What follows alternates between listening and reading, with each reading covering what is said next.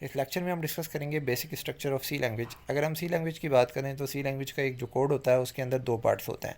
एक आपके पास pre processor directives होते हैं और एक होता है main function. Pre processor directive जो है वो ऊपर होते हैं और उसके बाद मेन फंक्शन होता है। तो मेन फंक्शन के अंदर सारी वो इन्फॉर्मेशन होती है जो कि आपने प्रोग्रामर ने लिखी हुई होती है। प्री प्रोसेसर डायरेक्टिव क्या होता है, एक पहला पार्ट है, फर्स्ट पार्ट है, दीज आर द कमांड्स और instruction give to the compiler before the beginning of the actual program को स्टार्ट करने से पहले ये आप वो कमांड्स देते हैं कंपाइलर को कि भाई ये चीज़ें इसके अंदर ऐड कर लो, ये मैं यूज़ करूँगा। This command start from hash. ये जितनी भी प्रोसेसर से डायरेक्टिव की जो है कमांड्स होती है ये हैश साइन से स्टार्ट होती हैं, जैसे कि hash include stdio.h, hash include कोनाया.h। These command are processed by processor इसको प्रोसेस करता है। There are two types of pre processor directive. एक होती है आपके पास इंक्लूड डायरेक्टिव और एक होती है डिफाइन डायरेक्टिव। इंक्लूड डायरेक्टिव क्या है, it is use to include header file. ये हेडर फाइल को इंक्लूड करने के लिए सोर्स प्रोग्राम के अंदर यूज़ होती है। It give the program access to the library to find the meaning of identifier use. जो ये आपने जो प्रोग्राम के अंदर बहुत सारी चीज़ें यूज़ की है उसके मीनिंग इन फाइल्स के अंदर पड़े होते हैं, इन हेडर फाइल्स के अंदर। जैसे कि stdio.h है, ये हेडर फाइल है, प्री डिफाइंड है, और ये इंक्लूड कोनाया.h है, ये यूज़र डिफाइंड है। तो इसके अंदर कुछ प्रोग्राम के अंदर जो आप चीज़ें यूज़ करेंगे printf वगैरह उसकी सारी नॉलेज होगी। उसके बाद डिफाइंड डायरेक्टिव क्या होते हैं, यूज़ टू डिफाइन कांस्टेंट और मैक्रो। कोई भी आप कांस्टेंट को डिफाइन करते हैं तो ये इसके लिए आप डिफाइंड डायरेक्टिव यूज़ करते हैं। Constant macro is a name which is replaced by the particular constant values before compilation. जैसे कि हैश डिफाइन, आपने पाई को डिफाइन कर दिया कि पाई की वैल्यू 3.14 है।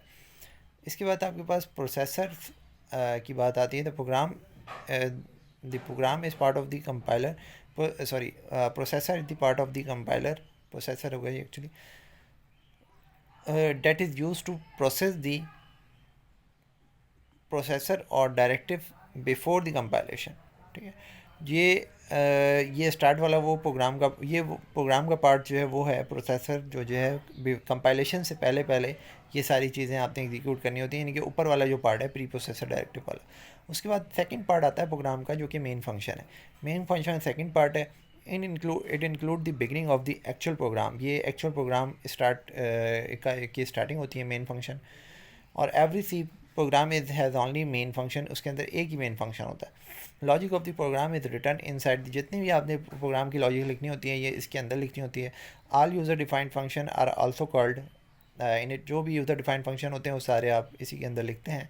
Main function has two parts. Main function के दो पार्ट्स होते हैं, एक होता है फंक्शन हेडर और एक होता है फंक्शन बॉडी।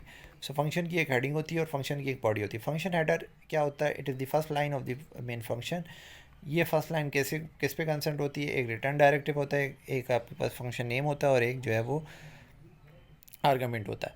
तो यहाँ पे आपके पास it represent the data of the value return by the function. तो ये आप जिस फॉर्म में आप डेटा को लिखना चाहते हैं प्रोग्राम के अंदर, तो ये वो हम उसका प्रोटोटाइप बता देंगे। दूसरी चीज़ है आपके पास function name. It is the name of the function, ये फंक्शन का एक नाम होता है। और दूसरा आपके पास है आर्गुमेंट। वेरिएबल और value give to the function preprocessor arguments are separated by comma return in the parenthesis. Brackets के अंदर आप उसको लिखते हैं और सम टाइम हम ये ब्रैकेट्स खाली छोड़ देते हैं, हम यहाँ पे वो नहीं लिखते। सो ये तीन पार्ट्स हैं। तो ये आपका डेटा टाइप है, फिर उसके बाद ये नाम है, मेन फंक्शन है तो मेन आपने नाम रख दिया, और इसके बाद ब्रैकेट है उसके अंदर जो भी है। वॉइड मेन वॉइड आपके पास जो है वो इसका फर्स्ट पार्ट है जो कि रिटर्न टाइप है। उसके बाद आपके पास नाम है और उसके बाद आपके पास ब्रैकेट है। फिर फंक्शन बॉडी की बात करें, फंक्शन बॉडी के अंदर लॉजिकल ऑपरेशंस रिटर्न आप करते हैं, जो कि लॉजिकल बातें होती हैं, जो भी कोई स्टेटमेंट अप्रिंट करना है, स्कैन करना है। Body start from the in brackets, curly bracket से ये स्टार्ट होती है और कर्ली ब्रैकेट्स पे ही जो है ये एंड होती है। डिलिमिनेटर्स इसको कहते हैं।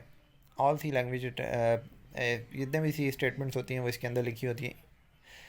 हर स्टेटमेंट जो है वो सेमी कॉलन से टर्मिनेट होती है। और जैसे कि अब ये आपके पास basic structure of C language आ गया।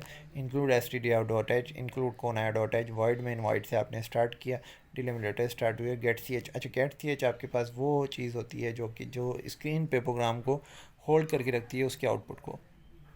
लेट्स से कि आपके प्रोग्राम तक ये स्क्रीन पे टू लिखा हुआ है, तो ये टू जो है स्क्रीन पे लिखा हुआ आएगा और एट दी एंड एक साथ ही मिट जाएगा। यानी कि ये जो प्रोसेस होगा जो मैं आपके पास करके दिखा रहा हूँ ये एट अ टाइम होगा, यानी कि 1 सेकंड के अंदर ये प्रोसेस हो जाएगा। बट आप ये चाहते हैं कि ये टू जो है वो स्टेबल इस तरीके से लिखा हुआ नज़र आए, तो आप ये गेट सी एच का फंक्शन यूज़ करेंगे तो ये टू स्टेबल जो है वो यहाँ पे रहेगा। हमारे पास कुछ ये हिस्ट्री है सी लैंग्वेजेस के हवाले से, तो इसको आप देख सकते हैं कि कौन सी लैंग्वेज कहाँ पे जो है डेवलप हुई, और इसके साथ ही जो है वो हम इस लेक्चर को एंड करते हैं। तो इसमें अच्छा कुछ चीज़ें हैं इंग्लिश में अगर हम बात करें तो ABC जो है वर्ड्स हैं, सिंटेक्स और लैंग्वेज कहलाती है। और कीवर्ड्स की बात करें तो डायरेक्शन, जैसे कि इनिश स्टेटमेंट कुछ इस टाइप की होती हैं जो कि हम कुछ कीवर्ड्स होते हैं, कुछ आपके पास लैंग्वेज के वो होते हैं एलिमेंट्स होते हैं, जैसे कि ABC हम इसके अंदर यूज़ करते हैं। सी प्रोग्राम के अंदर हम क्या यूज़ करते हैं, एडी। तो ये इसकी हिस्ट्री के हवाले से बहुत सारी चीज़ें हैं, और इसके बाद हम डिस्कस करेंगे elements of C. Thanks for watching.